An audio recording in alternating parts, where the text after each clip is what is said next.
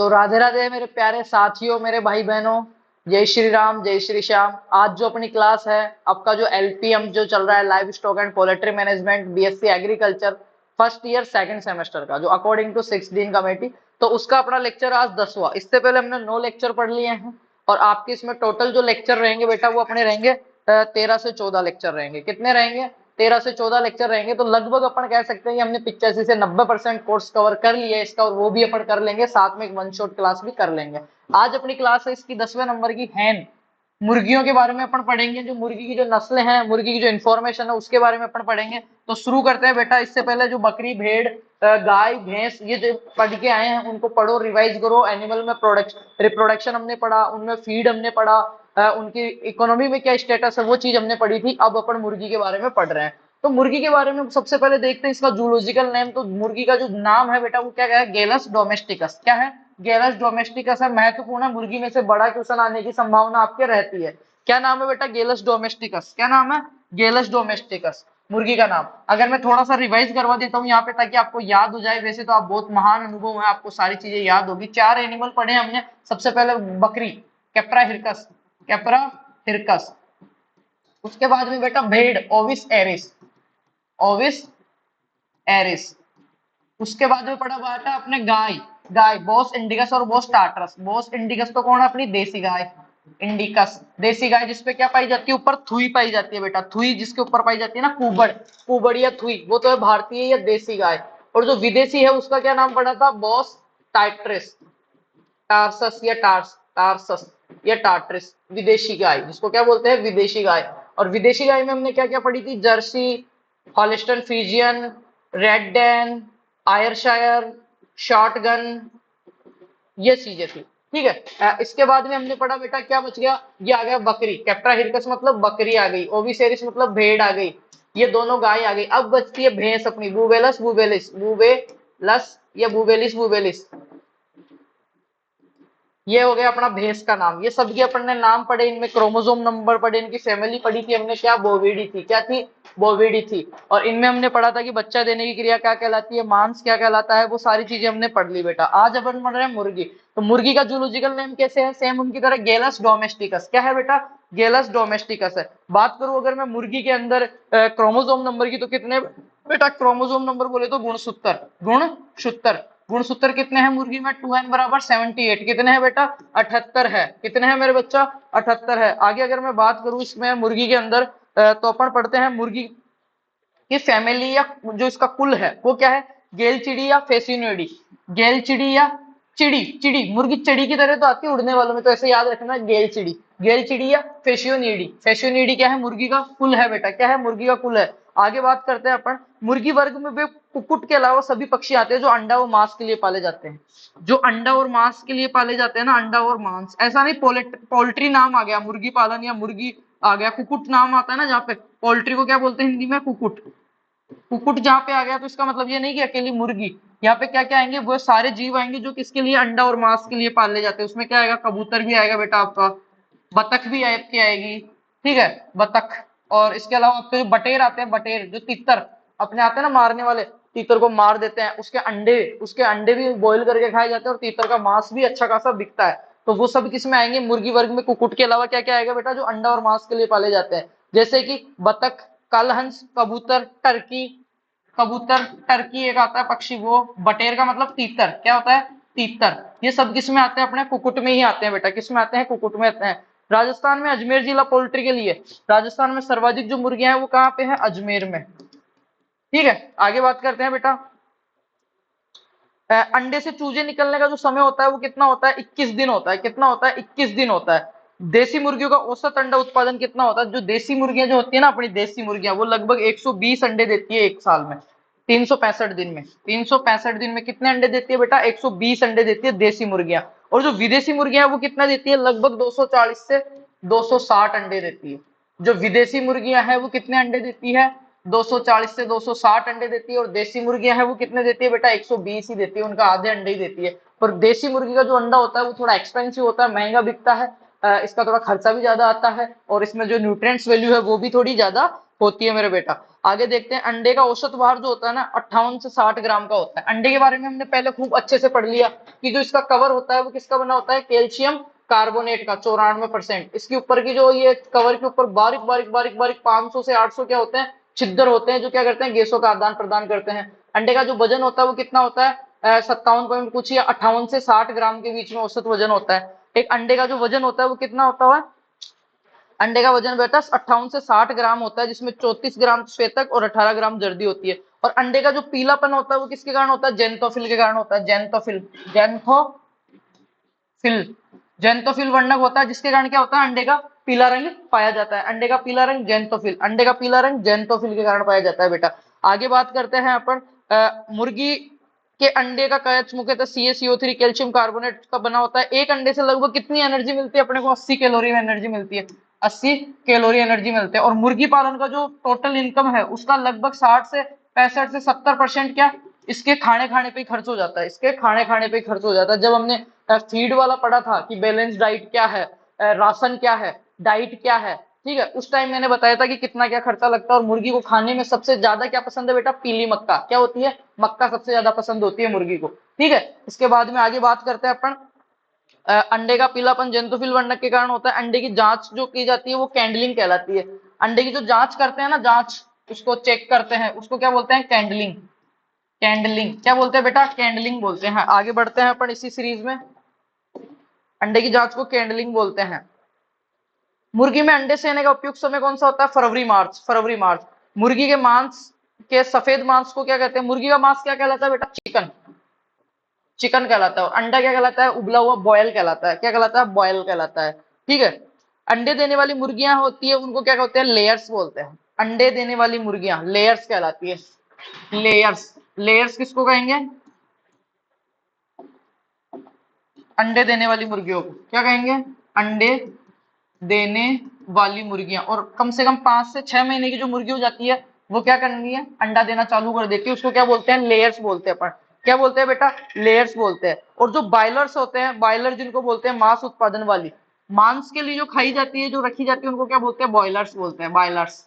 और ये 2 से अपन कह सकते हैं इसको कम से कम अगर इसकी उम्र देखें अपन, जो बॉयलर्स है, तो वो कितनी होती है, 6 से 8 सप्ताह या 2 महीना मैं कह सकता हूँ, 2 माह या 6 से 8 सप्ताह तक की उम्र की जो होती है उसको मांस के लिए काम में ली जाता है। ज्यादा जब वो पक जाती है तो उसको लेयर्स कहते हैं। फिर उसका मांस इतना स्वादिष्ट नहीं रहता, कच्ची मुर्गी और बच्ची का ज्यादा अच्छा रहता है, तो उसको ऊपर 5 से 6 महीने की होती है, अंडे देने वाली हो जाती है, उसको लेयर्स कहने लग जाते हैं, क्या, लेयर्स कहने लगने लग जाते हैं अपन। उसके बाद में बात करते हैं मुर्गियों में बधियाकरण की प्रक्रिया क्या कहलाती है, केपोनाइजेशन। केपोनाइजेशन, केपोनाइजेशन क्या होता है, बधियाकरण या खस्सीकरण करना। और बधियाकृत मुर्गा क्या कहलाता है, केपन, क्या कहलाता है बेटा, केपन। किसका यूज करते हैं, डाइथाइल सिस्टिल वेस्ट्रोल हार्मोन का यूज करते हैं, डाइथाइल सिस्टिल वेस्ट्रोल हार्मोन का यूज करते हैं। अंडे सेने की विधि में इंक्यूबेटर में एक साथ कितने अंडे रखते हैं, लगभग 3000 अंडे अपन रख सकते हैं। इंक्यूबेटर अंत आता है एक इंक्यूबेक्टर। इंक्यूबेटर क्या है, एक यंत्र होता है जो क्या करता है, कृत्रिम रूप से, आर्टिफिशियल रूप से अंडे सेने का काम करता है, अंडे सेने के लिए, अंडे सेने के लिए। और अगर अपन बात करें प्राकृतिक रूप से अंडा सेना, तो जो देसी मुर्गियां हैं, देशी मुर्गियां हैं वो प्राकृतिक रूप से अंडा सेती है। एक सेकंड, हेलो, हेलो,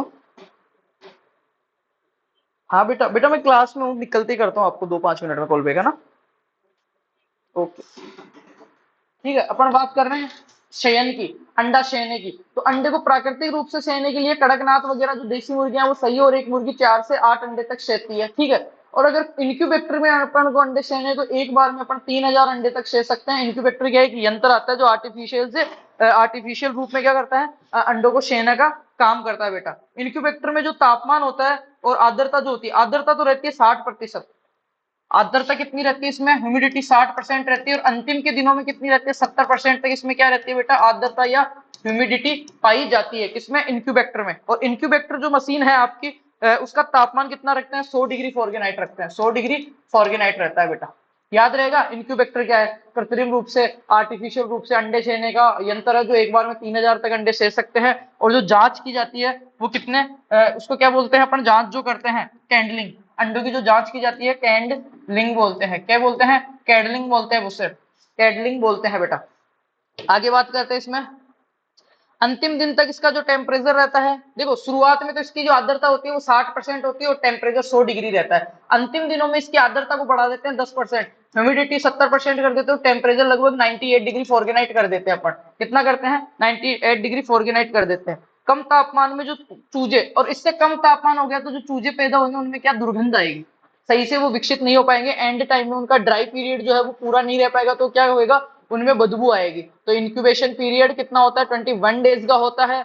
देसी के लिए कड़कनाथ मुर्गी अच्छी है, 8 से 10 अंडे सह सकती है, पर अगर आर्टिफिशियल रूप से अपने को करना है तो इनक्यूबेटर यंत्र लेंगे, इनक्यूबेटर में 100 डिग्री टेम्परेचर रखेंगे, 100 डिग्री फॉरेनहाइट, और 60 से 70% आर्द्रता रखेंगे, और 3000 अंडे रख सकते हैं। और उसमें इनक्यूबेटर में रखने के बाद अंडों की जो जांच की जाती है उसको क्या कहते हैं? कैंडलिंग कहते हैं बेटा। क्या कहते हैं? कैंडलिंग कहते हैं। आगे बात करते हैं, ब्रूडिंग क्या होता है? चूजों को 0 से 4 सप्ताह तक कृत्रिम रूप से प्रकाश उपलब्ध करवाना या चूजों को पालना।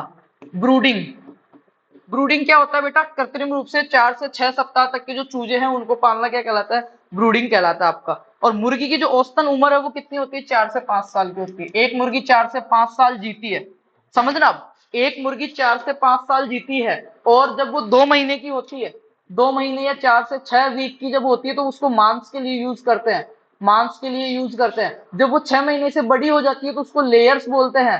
क्या बोलते हैं बेटा? लेयर्स। और उसको अंडा उत्पादन के लिए काम में लेते हैं। अब अगर वो देसी मुर्गी है आपकी और 6 महीने की हो गई तो वो एक साल में लगभग 120 अंडे देगी बेटा। कितने देगी? 120 अंडे। पर अगर वो विदेशी नस्ल है तो कितने देगी? 240 से लेकर 260 अंडे वो आपको एक साल के अंदर दे देगी बेटा। और अंडा जो है आपका, उसके ऊपर का कवच कैल्शियम कार्बोनेट 94% का बना होता है। पीला रंग जो होता है वो जेंटोफिल के कारण होता है, जेंटोफिल, ठीक है। और इसके अंदर जो पाया जाता है, इसका वेट जो होता है 58 से 60 ग्राम तक पाया जाता है। 80 कैलोरी अपने को ये ऊर्जा देता है एक अंडा। और अंडे के अंदर विटामिन सी को छोड़ के सारी चीज पाई जाती है, तो अंडे को अपन पूरक पोषण भी कह सकते हैं, कंप्लीट न्यूट्रिएंट्स वाला फीड भी कह सकते हैं। अगर अंडा आप खाते हो तो विटामिन सी को छोड़ के जितने भी माइक्रो मैक्रो न्यूट्रिएंट्स है वो आपको सारे प्रोवाइड हो जाते हैं अंडे के द्वारा।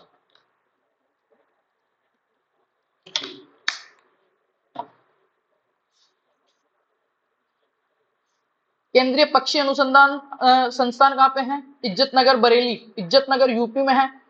केंद्रीय मुर्गी प्रजनन फार्म भुवनेश्वर में है। अंडे देने वाली मुर्गियों के लिए प्रकाश 14 से 16 घंटे चाहिए। मुर्गी के शरीर का सबसे जो बड़ा अंग है वो कौन सा है? गिजार्ड, गिजार्ड है। क्या है? गिजार्ड है। और मुर्गियों में चोंच काटने की क्रिया क्या कहलाती है? डीबिकिंग। चोंच काटने की क्रिया डीबिकिंग। और डीबिकिंग क्यों करते हैं? कैनाबोलिज्म को कम करने के लिए। कैनाबोलिज्म क्या होता है? मुर्गियों का एक दूसरे को चोंच मारकर घायल कर देना। ये किस वजह से होता है? एनएसीएल की कमी से। इसलिए अपन संगमरमर वगैरह खिला सकते हैं इसके लिए। मूंग और मुर्गी को संगमरमर भी खिलाते हैं, याद है क्या? और एनएसीएल भी खिला देते हैं। चोंच मार, और जो चोंच काटते हैं वो 1/4 भाग ऊपर का चोंच और 1/8 भाग नीचे का चोंच काटते हैं बेटा। ये कुछ अपन जनरल इंफॉर्मेशन हमने देखी है। आगे देखते हैं, फिर अपन ब्रीड्स के बारे में बात कर लेंगे। मुर्गी आहार में लगभग 70 से 80% क्या होनी चाहिए? कार्बोहाइड्रेट्स होनी चाहिए। मुर्गियों को जो आहार फीड आप दे रहे हो ना, उसमें 70 से 80% क्या होनी चाहिए बेटा?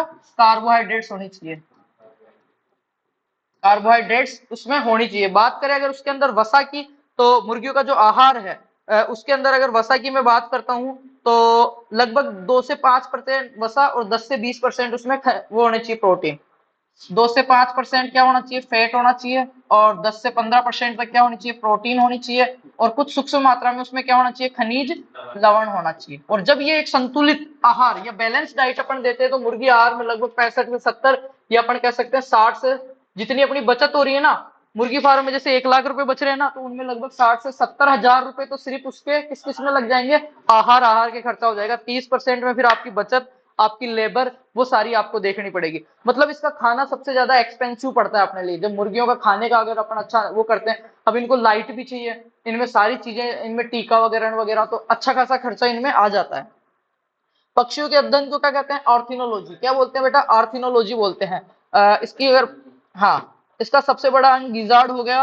और इसके चूजों या मुर्गियों से एक दूसरे को चोंच मार कर घायल करना कैनाबलिज्म कहलाता है। इसकी बात करें मुर्गियों के खाद्य पदार्थ, तो इसमें हापर यूज करते हैं। जैसे अपन नांद पशुओं के लिए ठाण काम में ले तो उसको क्या बोल रहे थे? नांद। इसमें क्या बोलते हैं? इसमें जो वो हापर्स होते हैं, बाल्टी नुमा से लाल लाल दिखते हैं ना, मुर्गी फार्म में देखोगा जगह जगह खड़े रहते हैं, उसको हापर्स बोलते हैं। उसमें दाना रहता है इनका।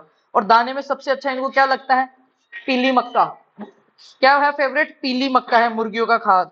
चावल पॉलिश, मूंगफली की खड़ी, पीली मक्का, गेहूं, पापड़, स्टोन, हड्डी का चूर्ण, ये सारे इसके हैं। ठीक है, बात करते हैं अंडों के माध्यम से चूजों में फैलने वाली बीमारी। अंडों के माध्यम से कौन सी है बेटा? अंडों के माध्यम से चूजों में फैलने वाली ल्यूकस, पढ़ा है क्या पहले? अंडों अंडों से चूजों में जो रोग फैल जाता है वो कौन सा है? ल्यूकस है। ठीक है, अंडों से चूजों में फैलने वाला रोग कौन सा है? ल्यूकस, ल्यूकोसिस जिसको बोलते हैं। मुर्गी घर की बिछावन प्रणाली जो होती है, बिछाते हैं, उसको क्या बोलते हैं? लीटर। हमने पढ़ा था ना बैटरी सिस्टम, पिंजरा सिस्टम, उसमें हमने देखा था नीचे जो बिछाते हैं उसको क्या बोलते थे? लीटर। लीटर 6 से 12, मिनिमम 6 सेंटीमीटर, मैक्सिमम 12 सेंटीमीटर था अपना, राइट। उसके बाद में अपन बात करते हैं मुर्गी में विटामिन ए तथा रेशे की पूर्ति के लिए हरा चारा, बरसीम, ये चीजें देते हैं। मुर्गियों में विटामिन ई की कमी से केजी चिक डिजीज हो जाता है। और अंडों से प्राप्त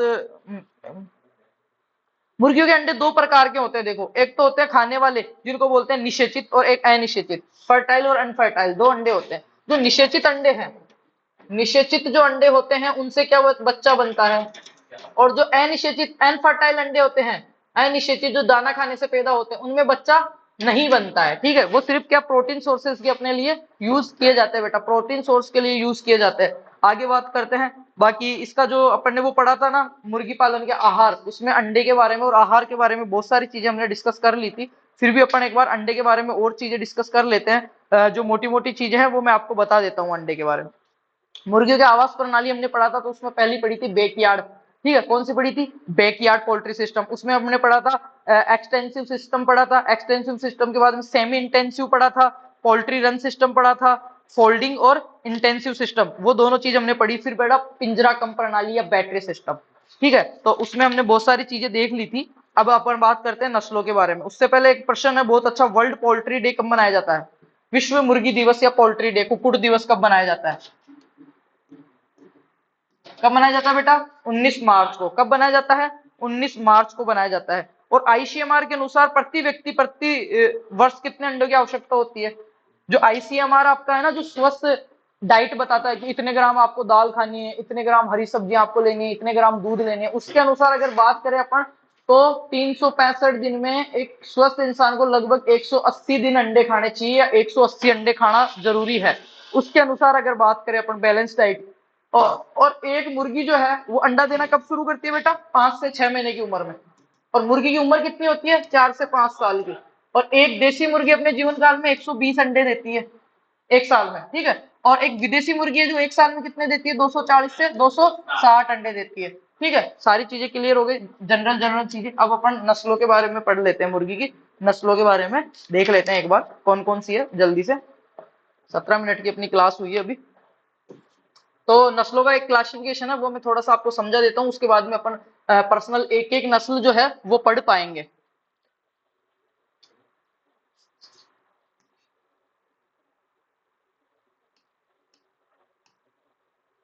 नस्लों के क्लासिफिकेशन की अगर बात करते हैं अपन, तो देख पाते हैं अपन, ये आ गया अपन। ठीक है, इसके अंदर बात करते हैं सबसे पहले देसी नस्लों की। किसकी बात करते हैं? देसी नस्लों की। उनके मैं नाम बता देता हूँ, फिर उनकी विशेषताएं जो है वो अपन देखते रहेंगे। हाँ, ये कौन सी है बेटा? अपनी देसी नस्लें हैं, दिख रहा होगा सबको देसी नस्लें। देसी नस्लों में पहली कौन सी है? असील। दूसरी कौन सी है? चटगांव, कड़कनाथ, घाघस, नेक्कड़नेक, बुसरा, अंकलेश्वर, मेवाड़ी और अरावली। ये क्या है? पूरी आपकी क्या है गाय, उसकी मुर्गी की क्या है? देसी नस्लें हैं। अब बात करते हैं अपन इंग्लिश नस्लों की। पहले किसकी करेंगे? इंग्लिश नस्लों की। एक मिनट, नहीं नहीं, ये चार्जर गिर गया था, कोई दिक्कत नहीं है। हट गया क्या? हाँ, इंग्लिश नस्लों की बात करते हैं। दिख रहा है कि बोर्ड पे सही से? दिख जाएगा। थोड़ा सा क्या है, पीछे व्हाइट बैकग्राउंड है ना, तो दिक्कत आ रही है। नहीं, व्हाइट बैकग्राउंड की वजह से कोई दिक्कत नहीं है, अभी दोबारा से पढ़ेंगे। रेड कॉर्निश, इंग्लिश नस्लों की अगर बात करूं मैं मुर्गी की, तो कौन कौन सी है? Red Cornish, Sussex, Australorp, Red Cap, Dorking और ओपनिंग।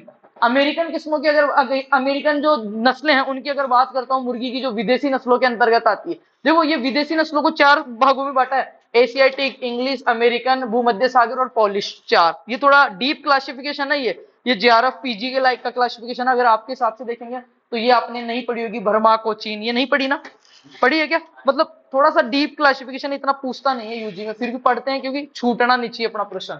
तो देसी नस्लें कितनी बढ़ाई? असील, चटगांव, कड़कनाथ, गागस, बुसरा, अंकलेश्वर, मेवाड़ी और अरावली। उसके बाद में इंग्लिश नस्लें हमने पढ़ी, Red Cornish, Sussex, Australorp, Red Cap, Orpington और डोरकिंग। उसके बाद में पढ़ते हैं अमेरिकन, जिनमें से सबसे ज्यादा क्वेश्चन आते हैं।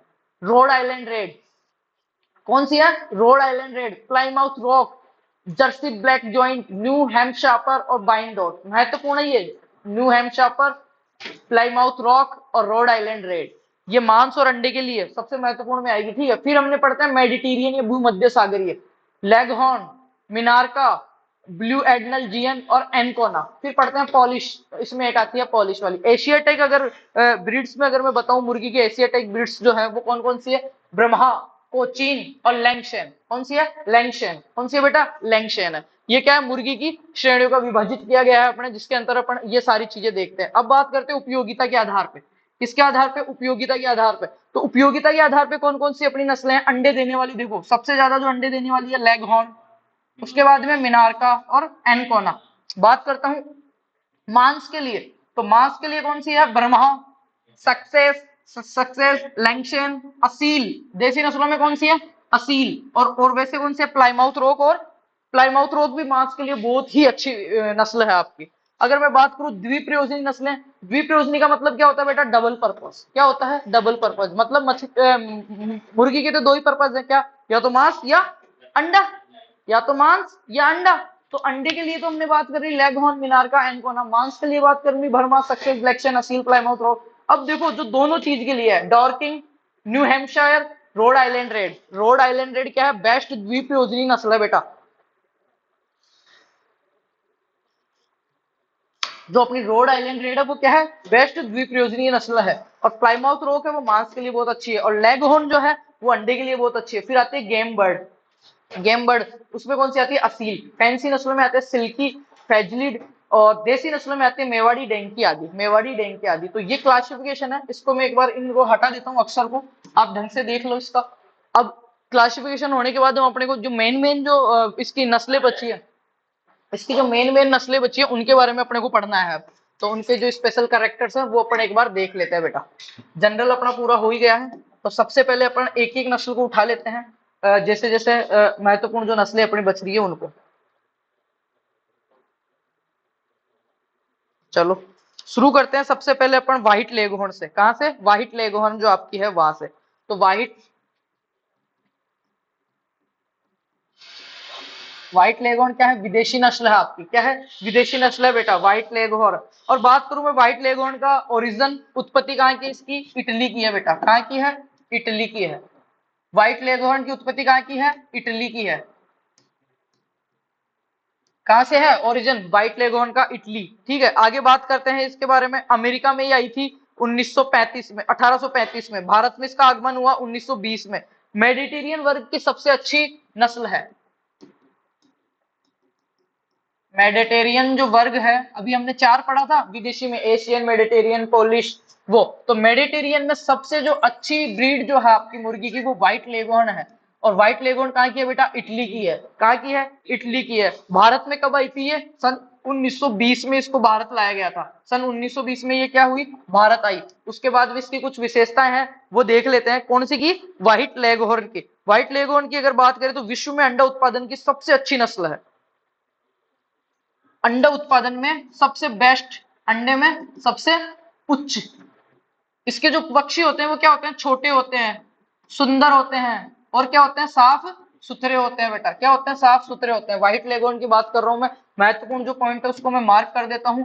अंडे उत्पादन के लिए सबसे बेस्ट है, मेडिटेरियन वर्ग की सबसे बेस्ट है, इटली की ये है। इसके बाद में बात करें इसका अंडा उत्पादन कितना रहता है, लगभग 240 से 260 अंडे। 240 से 260 अंडे ये दे देती है। इसने एक रिकॉर्ड भी बनाया था जिसमें लगभग 290 से 300 अंडे दिए गए थे। ठीक है, तो अभी अपन व्हाइट लेगहॉर्न के बारे में इतना पढ़ना है। इटली की है, मेडिटेरियन वर्ग की सबसे अच्छी है, 1920 में भारत आई, अंडे उत्पादन में बेस्ट है, छोटे और साफ सुथरे इसके क्या होते हैं? बच्चे, या इसके कह सकते हैं अपन पक्षी जो इसके हैं, पक्षी जो है इसके बेटा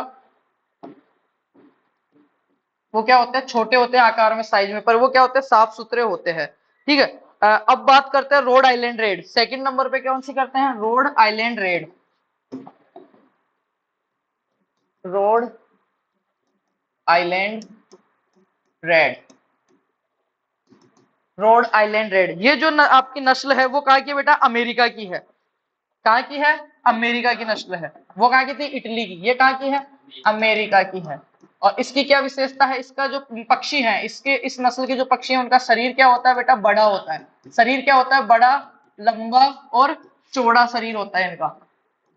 बड़ा, लंबा और चौड़ा शरीर होता है। कौन सी का? रोड आइलैंड रेड का। अब रोड आइलैंड रेड की सबसे जो मुख्य विशेषता है वो क्या है? इसका अंडे का रंग जो होता है ना वो भूरा होता है। अंडे का रंग क्या होता है? भूरा होता है। इसके जो अंडे होते हैं बेटा वो क्या होते हैं? हल्के भूरे रंग के होते हैं। और ये क्या है? सबसे अच्छी द्विप्रयोजनी नस्ल है। कौन सी? द्विप्रयोजनी। डबल पर्पज के लिए जो जितनी भी आपकी ब्रीड्स है उनमें सबसे बेस्ट कौन सी है? रोड आइलैंड रेड, जो कि कहाँ की है? आपकी अमेरिका की है। अंडे का रंग क्या होता है? इसका भूरा होता है। इसके रोज कलंकी वाले पक्षी है। इसके सर पे कलंकी पाई जाती है। मुर्गी में देखा होगा कलंकी पाई जाती है माथे पे। तो वो कौन सी की पाई जाती है विदेशी नस्लों में? रोड आइलैंड रेड, जो कहाँ की है? अमेरिका की है बेटा, अमेरिका की है। आगे बात करते हैं इसके बारे में। इसके जो शरीर का भार होता है वो कितना होता है? 3.8 kg, लगभग 3.5 किलो की होती है। तो इस हिसाब से मांस भी अच्छा मिल गया। और ये अंडे कितने दे देती है? लगभग अपने को साल भर का अगर मैं बात करूं तो 150 से 200 अंडे दे देती है। अब एक चीज समझना, इसको द्विप्रयोजनी क्यों बोला हमने? द्विप्रयोजनी मतलब मैंने बोला अभी अंडे, मुर्गी का दो ही तो प्रयोग करते हैं, या तो मांस के लिए, और मुर्गी के मांस को क्या बोलते हैं बेटा? क्या बोलते हैं बताओ? मटन किसको चिकन बोलते हैं इसको, ठीक है। मटन किसको बोलते हैं बताओ? भेड़ को, ठीक है। और बीफ, और उसके अलावा अपन क्या बोलते हैं? बीफ गायिका को बोलते हैं, सही है। वो तो छोटे बछड़ा जो नमकीन मांस होता है उसको व्हील बोलते हैं, ठीक। अभी अपन बात कर रहे हैं किसको? मुर्गी के मांस की। तो मुर्गी के मांस को क्या कहते हैं बेटा? चिकन कहते हैं। और मुर्गी दो ही चीज के लिए पाली जाएगी, या तो चिकन के लिए या फिर अंडे के लिए।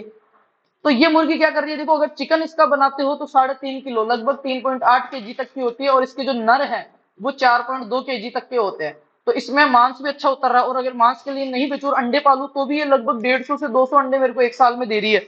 जबकि मेरी देसी नस्ल तो 120 अंडे ही दे रही थी।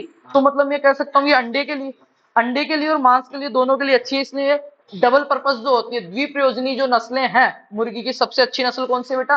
रोड आइलैंड रेड है। और इनमें जनरल सा क्वेश्चन आता है आपके, चाहे सीयूटी हो चाहे से कोई सा अभी आपके बीएससी में जो मिड में प्रश्न आता है वो सीधा सा क्वेश्चन आता है इसमें कि रोड आइलैंड, छोटे प्रश्न आता है तो सबसे अच्छी द्विप्रयोजनी नस्ल बताइए, या कलंगी वाली द्विप्रयोजनी नस्ल बताइए, या फिर आएगा आपके सबसे बेस्ट डबल पर्पज वाली, या फिर पूछ सकता है भूरे अंडे वाली। 4-5 चीजें और कुछ भी नहीं है इनमें। आगे बात करते हैं थर्ड नंबर पे रेड कॉर्निश। कौन सी की? Red Cornish. Red Cornish. Red Cornish जो है वो कहाँ की है बेटा? इंग्लैंड की है। इंग्लैंड की है। ये क्या है? असील और मलाया लड़ाकू नस्लों से विकसित की गई है। रेड कॉर्निश कहाँ की है? इंग्लैंड की है। और क्या जो लड़ाकू नस्लें हैं ना आपकी, गेम वाली लड़ाकू नस्लें, उनसे विकसित की गई है आपकी जो रेड कॉर्निश है। लड़ाकू नस्लों से विकसित की गई है। मुर्गियों के कंधे दूर दूर होते हैं, कलंगी मटर की किस्म की तरह होती है। मांस के लिए फेमस है। विदेशी नस्लों में अगर मांस की बात करूं तो कौन सी फेमस है? रेड कॉर्निश है। उसके बाद में इसकी त्वचा का रंग पीला होता है। इसके बाद में बात करते हैं प्लाईमाउथ रॉक। प्लाईमाउथ रॉक सबसे अच्छा मांस किसका होता है? प्लाईमाउथ रॉक का होता है। Plymouth rock. नेक्स्ट अपनी जो ब्रीड है कौन सी है? Ply mouth rock. अब क्या थ्योरी पेपर में तो शॉर्ट में नहीं आता, PMRSP है ना, शॉर्ट में नहीं आता। हमारे हमारे क्या आएगा? फुल में आएगा। तो प्लाई माउथ रॉक जो है वो क्या है? सबसे बेस्ट है किसके लिए बेटा? मांस के लिए। विदेशी नस्लों में अगर बात करूं प्लाई माउथ रॉक सबसे अच्छा क्या इसका? मांस बनता है, ठीक है। प्लाई माउथ रॉक की अगर मैं बात करता हूं तो ये मुर्गियां आकार में बड़ी होती है। आकार में बड़ी होगी तभी तो इसका क्या मांस ज्यादा निकलेगा। आकार में क्या होगी? बड़ी होगी। ये कॉमन सेंस की बात है भाई, आकार में बड़ी है तभी तो मांस अपने को ज्यादा मिलेगा, है ना। आगे बात करते हैं इसी के बारे में। शरीर अधिक चौड़ा व कम लंबा होता है। मादा मुर्गी के टखनों पर प्रकार काले बाल पाए जाते हैं। जो इसके पैरों के जो टखने होते हैं ना, उनपे हल्के हल्के बाल पाए जाते हैं इस मुर्गी के, ठीक है। कौन सी के? प्लाईमाउथ रॉक, अमेरिका की है। ये कहाँ की है बेटा? अमेरिका की है। कहाँ की है बेटा? ये अमेरिका की है। इनमें ज्यादातर ओरिजिन स्पेशल पूछा जाता है इनका कि ये फलानी नस्ल जो है वो कहाँ की है। तो प्लाईमाउथ रॉक कहाँ की? अपनी अमेरिका की है। इसके बाद में अपन बात करते हैं, इसका नर का जो वजन होता है ना वो 4.5 किलो तक का होता है। 4.3 kg तक का होता है नर का वजन, ठीक है। और विदेशी नस्लों में एक छोटी सी नस्ल और आती है, उसके बारे में भी पढ़ लेते हैं। मिनार्का, जो कहाँ की? स्पेन की है। सीधी, इसमें इसकी कलंगी होती है ना वो सीधी होती है, वो 6 नोक वाली होती है, अंडा उत्पादन के लिए अच्छी नस्ल है और सबसे छोटी नस्ल है मिनार का। मीनार का, इसकी जो कलंकी होती है ना वो बिल्कुल सीधी होती है, ठीक है। और आकार जो इसका है क्या होता है, छोटा होता है। आकार छोटा है तो मांस के लिए तो ऐसे ही हट गई, तो ये क्या है, अंडा उत्पादन के लिए ठीक ठाक है। अंडा उत्पादन के लिए ठीक ठाक है, कौन सी, मीनार का। और मीनार का है कहाँ की बेटा, स्पेन की। कहाँ की है, स्पेन की है, स्पेन की। ये हो गई अपनी सारी विदेशी नस्लें। अब बात करते हैं अपन कुछ अपने देसी लोगों की, देसी नस्लों की। तो देसी नस्लों में अपन बात करते हैं भारतीय नस्लों में सबसे पहले असील, छत्तीसगढ़, उड़ीसा और मध्य प्रदेश। असील, छत्तीसगढ़, ठीक है, मध्य प्रदेश और उड़ीसा, यहाँ पे देखने को मिलती है, ठीक है। ये इसका ओरिजिन कहा गया है, इसका असील का, छत्तीसगढ़, ओडिशा और आंध्र प्रदेश, ठीक है। अब बात करें इसमें मुर्गी, लड़ाई व मनोरंजन के लिए है, गेम बर्ड के नाम से प्रसिद्ध है। असील का एक ही बात है क्या, लड़ाई के लिए, लड़ाई और गेम। आपने देखा होगा कुछ कुछ मेले में जाते हैं या अपन, या कई सड़क के किनारे अपन देखते हैं लोग बाग मुर्गियों को लड़ाते रहते हैं या देखते रहते हैं, है ना। जो अपने लुहार वगैरह गडरिया जो जनजाति है जो घर पे 2-5 मुर्गियां रखती है, जो देसी मुर्गियां, मैंने कल बताया था, अपन ने पढ़ा था बैकयार्ड, बैकयार्ड विधि जो थी ना अपनी मुर्गी पालने की, जिसमें क्या पड़ा था कि घर के पीछे थोड़ी सी खुली जगह होती है, 8-10 मुर्गियां रखते हैं अपने सुविधा अनुसार, उसको दाना, वो सारे दिन क्या बाहर से दाना या जो आपके चारा वगैरह खा के आती है, शाम को कुछ उसको डाल भी देते हैं, वो एक फिक्स जगह पे बैठ जाती है और अंडे देती है। बैकयार्ड मूवमेंट वो बोलते थे उसको, मेथड। तो उसमें क्या होता है, असील जो मुर्गी है, देसी मुर्गी वो रखते हैं, तो वो क्या कभी कभार जैसे कोई दूसरे मुर्गी वाला आ गया है, मुर्गी लेके आया, तो उनको लड़ाते हैं वो। और आपने देखी होगी मुर्गियों की फाइट, मुर्गी मुर्गों की फाइट देखी होगी। असील, वही तो पढ़ा रहे हैं, इसको गेम बर्ड भी बोलते हैं। क्या बोलते हैं, गेम बर्ड। लड़ा के गेम खिलाया जाता है और देखा जाता है, और इसमें लोग बहुत पैसे भी लगाते हैं मुर्गों पे, ठीक है। गेम बर्ड होता है ये। तो असील जो है मुर्गी की लड़ाई में मनोरंजन के लिए है। इसका मांस क्या होता है, स्वादिष्ट होता है भाई। मांस क्या होता है, स्वादिष्ट होता है इसका, स्वादिष्ट होता है। आगे बात करते हैं देसी नस्लों के अंदर, अगर मैं और बात करूं असील के अलावा, तो कौन सी है, कड़कनाथ, जिसको काली मानसी भी बोलते हैं। कौन सी है, कड़कनाथ। दूसरा नाम क्या है, काली मासी। कड़कनाथ को क्या बोलते हैं बेटा, काली मासी भी बोलते हैं। और ये कहां से है, कड़कनाथ जो है, पश्चिमी मध्य प्रदेश या झाबुआ। कहां से है, झाबुआ या पश्चिमी मध्य प्रदेश। इसको जीआई टैग भी प्राप्त हुआ है। इस शरीर का मांस और शरीर दोनों क्या होते हैं, काले रंग के होते हैं, ठीक है, काले रंग की होती है। कड़कनाथ, काली मानसी बोलते हैं। झाबुआ से ये है, कहां से है, झाबुआ की है ये। इसको क्या मिला हुआ, जीआई टैग भी मिला हुआ है, धार झाबुआ की है ये, जीआई टैग मिला हुआ।